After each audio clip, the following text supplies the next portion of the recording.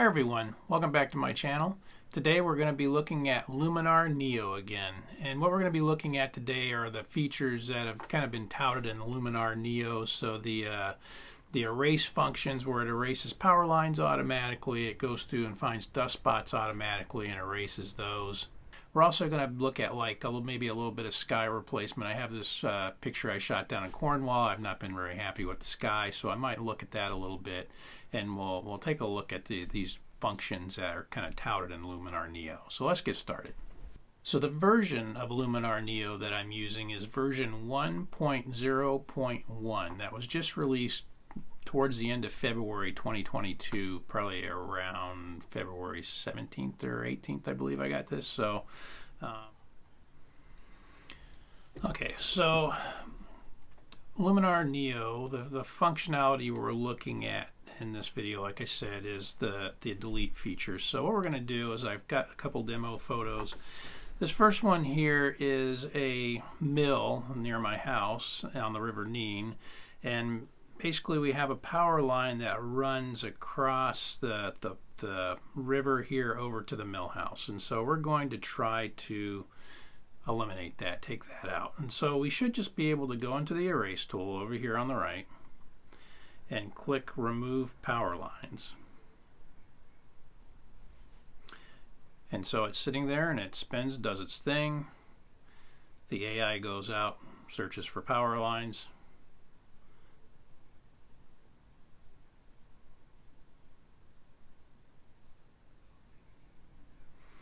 Okay, you can see it's gone through, it has removed the power line.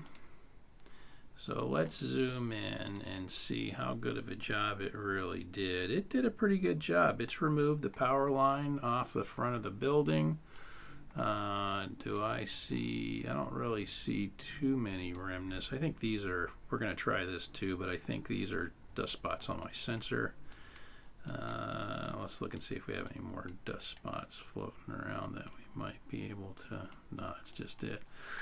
So did a really good job. I'm looking down here in the water now. We did have, I don't know if these are power lines or what this is down here in the water. I would have thought it would have grabbed that, but it didn't grab that.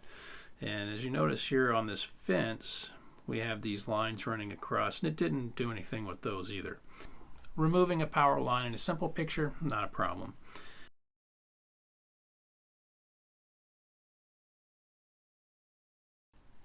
We have some power lines that run across the top here, and there's another one that runs over here across the street through the house.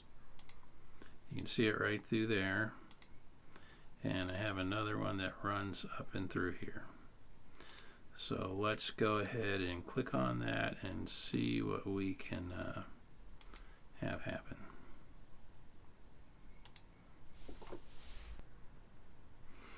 So I just pulled up Task Manager here because I'm always interested on the resources these programs use. So I'm looking at this, and I've got an RTX 2060 in my laptop, and it's running the GPUs, which is a good thing. That should be the artificial intelligence. It's taking advantage of the processing power of the GPU.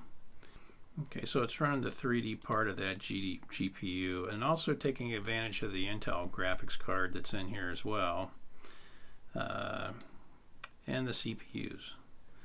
So interesting to look at that. But anyway, so we come back over here, we look at the picture, and it has removed these power lines, including the one back over here.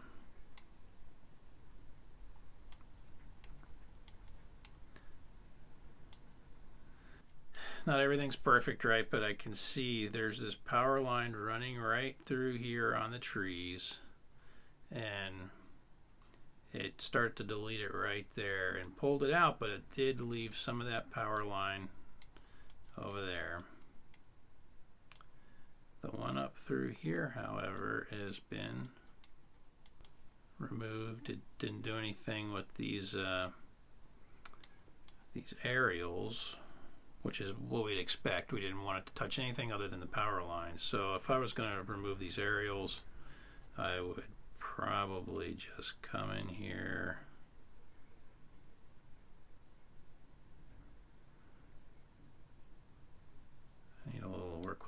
mouse skills, and then click erase. Yep, there it goes, and it pulled it out. It did a really good job, I think. I just erased that aerial off the top there. I was already zoomed in, but you can see it grabbed it and it is gone, and it did a pretty good job. It was right here.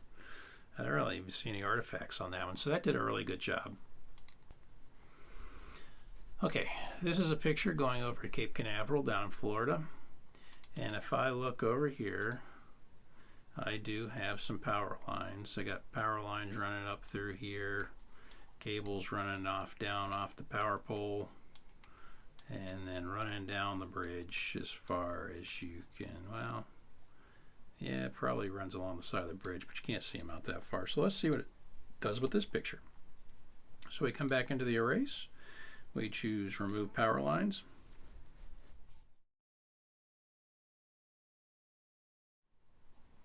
Okay, let's zoom in and take a look.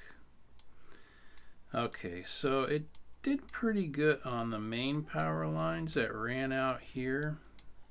You can see those are all gone. It grabbed a little bit of that pole there, it looks like. Did a pretty good job. Now you see there's a power line that drops below the bridge here. So once again, it didn't touch that. I imagine it's erring on the side of caution, so it's kind of like the fail-safe. If it knows it's a power line, it grabs it, deletes it. If it's not sure, or it's you know, it leaves it, because I can see over here, so it deleted this part of the power line, and actually you see a little bit of the power line through here up against the side of the bridge on that pedestrian railing there. But then it left the power line with that box or whatever that is on there. It left all the cables that run down onto the ground. It's not perfect, but to be quite honest with you, on the power lines thing, I mean, I had a photograph that I really liked, and there was power lines running through it. It was going through trees. It took forever to get the power lines out and get the photo back to where it needed to be. It'll save you a little bit of time. It's not going to be perfect. If you have power lines running in front of trees or and that sort of thing and you want them out, you're probably going to still have to go in and do them yourself, but you don't have to go in and do a lot of them. It's going to get, it looks like maybe 70–80% of them, if not maybe more, depending on the photograph. So that's really helpful. Let's okay, so we're going to look at this photograph here. It's a picture I took down at at Charleston and Cornwall, and you see these ships, they have rigging on them, lines, and so what I'm going to do here is we're going to try deleting the power lines and see if it touches any of those lines on the rigging on those ships, because we don't want it to. And I don't think there are any power lines at all in this photograph, so let's see what it does if I click on remove power lines on this particular photograph. Okay, so it went through, it has deleted ship rigging, part of the mast, not really what we wanted to see with that at all. And I don't see any way to adjust sensitivity or anything on this, so basically what we did is we looked at this and we proved, and basically if you have things in your picture that look like power lines but are not power lines, it may go through and grab those and delete them. So now you can come back in here and click restore and then run along with your actually I could highlight all these areas over here where I lost mast or rigging or this sort of thing. I'm not going to do the whole thing, I'm just going to show you though. So let's say you were using this and it deleted stuff you didn't want it to have deleted. Well, I can highlight that area and say restore. And as you can see, it's gone back, and so I missed some down here, but it puts it back. So, which makes things, I mean, if you're having to go through and delete power lines, having to go back and click some of the areas that it accidentally identified as power lines that weren't, all I got to do is highlight those and click restore. That still is going to save a massive amount of time if you're having to do a post-production on a picture that has power lines in it that you're trying to delete. Not sure what, sorry, I'm still playing with this picture. Yep, so there were lines through there. So I can go back through and I can restore all those lines. And so, like I said, it's still going to save you massive amount of time having to do it like this. Okay, so the next thing we're going to look at is dust spots. So if you have dust spots on your sensor, they have an automatic function that's supposed to come through and identify the dust spots and delete them. And so if I look in this picture here, my sensor is dirty. I have some dust spots along the roof line up here. I've got some out in the picture in the middle. I'm not going to really worry about this over here because I was playing with that. But I do have some dust spots up along the mast here that I was restoring. So let's go through, and these ones here are the most obvious ones. And let's come back into the erase tool again and click remove dust spots. Now we can assume the dust spots out in the blue sky are going to be easy. It's going to hit all those, I'm assuming. Now, I'm not sure what we're going to go through in the picture and look, because they can vary sometimes in their definition depending on what is on your sensor. They can be very ill-defined like this one up here, or very well-defined like these 3 or 4 that run along through here. Okay, looks like it has deleted everything. Whoops, not what I intended. Yep, it's cleared up those dust spots in the sky. So that's another thing that whenever you're doing your post-production of your pictures is going to save you a lot of time. We all try to keep our sensors clean, but the reality is, especially if you're a landscape photographer and you're changing lenses out in the field, you're going to get dust on your sensor. And so we end up having to usually address these post-production and manually go through, identify them all, and mark them and delete them, right? But this will automatically go through. Now I'm looking over here on the right-hand side, and there is one right there. Now that's questionable whether that's, I mean, I think that's a dust spot. I would normally delete that. It didn't catch that, but it's sitting right next to a cloud, so who knows? Could be an out-of-focus bird. I don't know. So let's take a look at a different picture.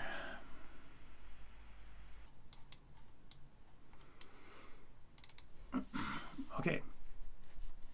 So looking back down at our picture that we took down at Cape Canaveral, if we zoom in, I definitely have some dust spots along this picture up here, down near these clouds. Definitely a substantial one up there on the top right.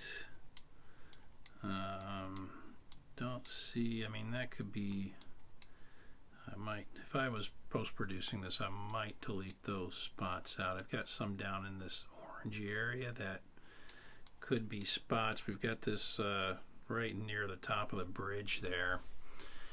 So let's go through and run our erase tool. Okay, so it's finished now. Now, as you can see, the spot that we had over here next to the bridge, it didn't touch. Let's come back up here to the top to see my collection of dust spots, and they are all gone. The one over here on the far right was the biggest offender, and it's gone. So it did a pretty good job. The only thing I would say is there's this spot over here, and I have no idea what that is, and maybe it was close enough to structure that it didn't want to do anything with it. So I would have to come in here and manually pull that out if I didn't want it inside the picture. And as we know, photography is sometimes an art of what to leave out versus what to put in. So I'm going to delete that out of there, and it's gone. So that is the erase functions in Luminar Neo, and they look pretty interesting. They're not perfect. They will save you a lot of time, I think, in the long run, but like I said, they are not perfect. The last thing is I'm going to look at this lighthouse picture. I told you we were going to play a little bit with the sky replacement. I have this photograph here that I took down at Start Lighthouse in Cornwall. I like doing lighthouse photography. This one just has frustrated me ever since I've taken it.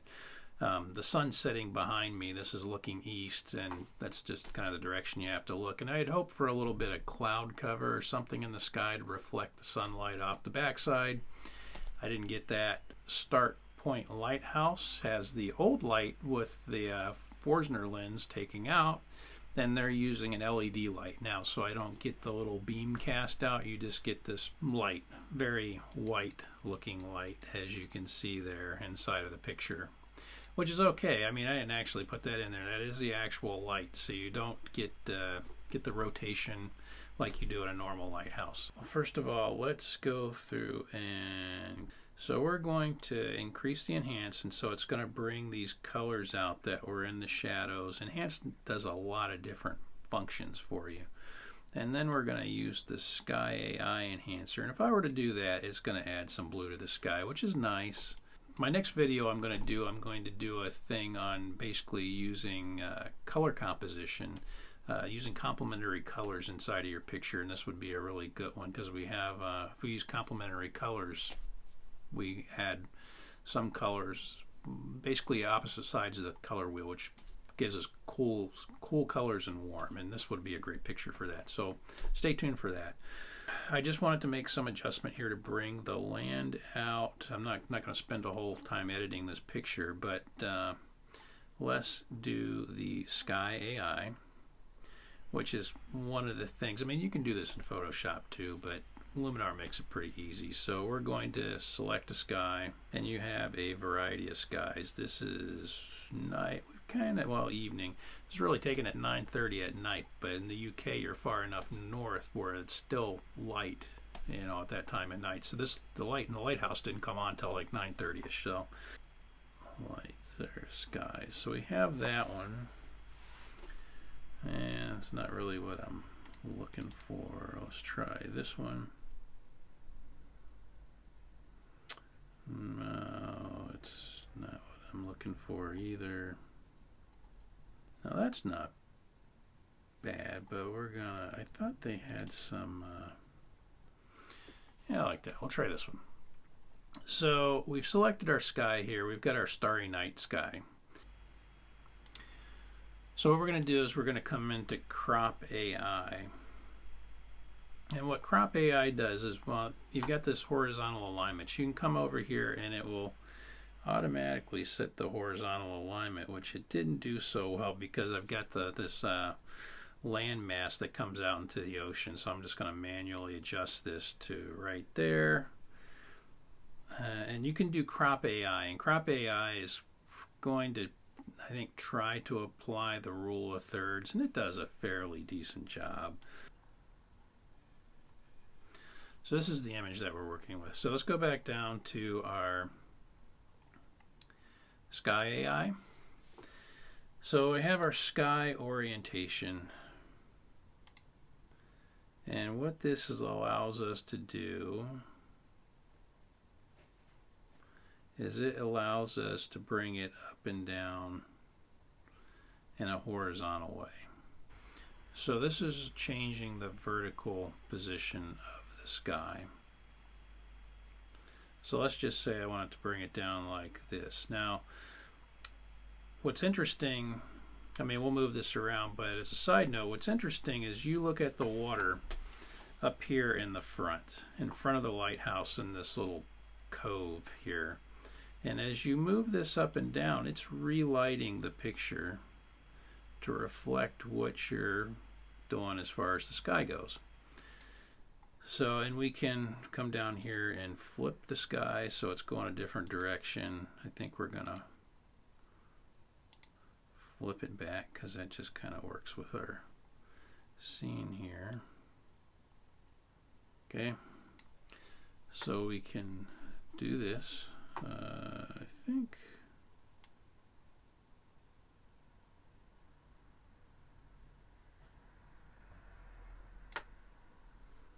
we're going to do that, and then we can We got scenery lighting, reflection. Let's go through. Now see, this mask refinement basically tells its work. If you watch here on the horizon, let's zoom in here. When we move this global mask refinement back and forth, it's showing how far down into the picture it's allowed to come. So if I pull it all the way back, you can see it's leaving gaps. And if I pull it all the way forward, it's bringing it all the way down into the lighthouse. So we're going to use it here. And this closed gaps is giving me just a little bit more control. And fixed details. If you see, if I move it all the way to the left, it's going to move this detail into the back, looks like. And this is bringing the detail forward, so it's not as mixed. So I kind of like that. It's providing a little separation, a little bit more depth to my picture here. So scenery lighting, if we increase the relight strength, it's just adding these, you know, we talked about doing with palettes or whatever, so it's bringing more of this color from the sky down onto my actual foreground here, which is, I like that. The relight saturation is just increasing the saturation of the colors. It's brought down to relight the scene. And relight humans for like portraits, we're not going to worry about that. Reflection, we can increase the water blur of the reflection, bring it back. We can put a lot of reflection into the picture. And you can see what it's doing down here. So the AI has identified this is water, and it's added reflection versus if I pull it all out, it does away with that. Water blur just adds blur to the reflection or less blur whenever it's coming down through here. We've replaced the sky now with this night sky in my picture, which, well, you know, to be honest with you, I've thought about doing this. Maybe I will. I've kind of monkeyed around with it on and off. It's kind of like a gee-whizzy thing, but normally whatever pictures I take, I use them as they are. So other than deleting things out like dust spots and stuff like that. But this does provide you, I mean, if you're out shooting professionally and you have to take a picture in the sky, I mean, you know, living here in the UK, a lot of times it's cloudy outside and you want to get a good picture. Well, you could replace that cloudy sky with a variety of different skies. So hopefully you got something out of this video. I sure hope you enjoyed it. If you did, click the like and subscribe down below. That'll help my channel out a lot, and I really appreciate your time, and look forward to seeing you next time. Thanks. Take care.